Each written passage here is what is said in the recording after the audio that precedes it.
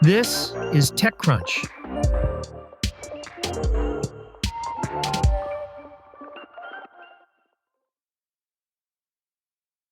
Governor Kathy Hochul has signed the RAISE Act, positioning New York as the second U.S. state to enact major AI safety legislation. State lawmakers passed the RAISE Act in June, but following lobbying from the tech industry, Hochul proposed changes to scale the bill back. The New York Times reports that Hochul ultimately agreed to sign the original bill, while lawmakers agreed to make her requested changes next year. The bill will require large AI developers to publish information about their safety protocols and report safety incidents to the state within 72 hours. It will also create a new office within the Department of Financial Services to monitor AI development.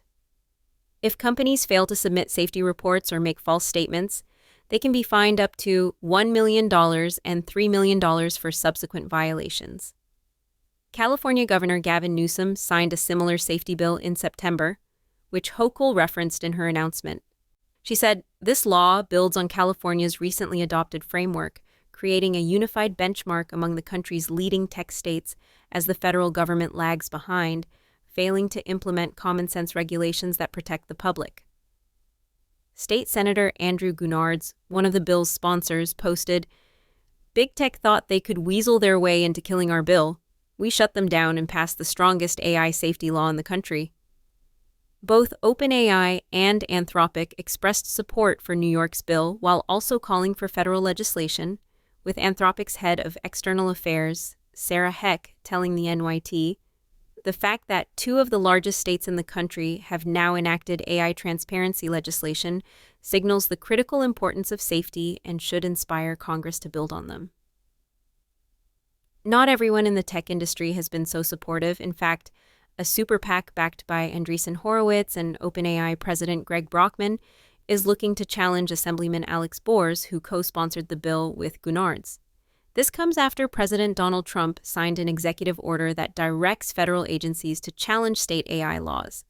The order, backed by Trump's AI czar David Sachs, is the latest attempt by the Trump administration to curtail states' ability to regulate AI and will likely be challenged in court. TechCrunch also discussed Trump's executive order and the role that Sachs and Andreessen Horowitz have played in opposing state AI regulation on the latest episode of the Equity Podcast.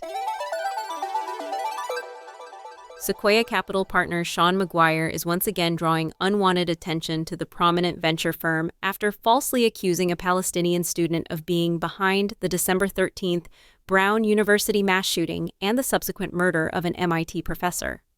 In since-deleted posts on X, McGuire speculated that it seems very likely the student was the perpetrator, pointing to Brown actively scrubbing his online presence. In reality, authorities identified the shooter as Claudio Manuel Neves Valente, a 48-year-old Portuguese national who was later found dead in a New Hampshire storage facility. Brown officials said they removed the student's digital footprint as a protective measure against dangerous speculation. Fast Company republished two of McGuire's deleted posts on Friday. He has previously left inflammatory content online and did not delete comments he made proposing that the MIT professor was targeted for being Jewish. The incident follows months of controversial posts targeting Muslims and pro-Palestine activists, including calling New York City Mayor-elect Zohran Mamdani an Islamist in July. That post led to a swift online backlash, with nearly 200 founders and tech industry professionals signing an open letter urging Sequoia to take action. An open letter was later published supporting McGuire. The newest episode raises questions about whether Sequoia's new leadership, managing partners Alfred Lin and Pat Grady, who took over last month, can or will rein in McGuire's social media activity. Chief Operating Officer Sumaya Balbali left the firm in August over Sequoia's inaction on McGuire's anti-Muslim comments, according to earlier reporting by the Financial Times. Former managing partner Roelof Botha, who stepped down in November, defended McGuire's behavior during an interview at TechCrunch Disrupt in October, calling Sequoia a believer in its partner's right to free speech. "Internally, we celebrate diversity of opinions, and we need spiky people inside Sequoia," Botha said, referring to McGuire. He offered that Maguire had a specific profile that appeals to certain founders.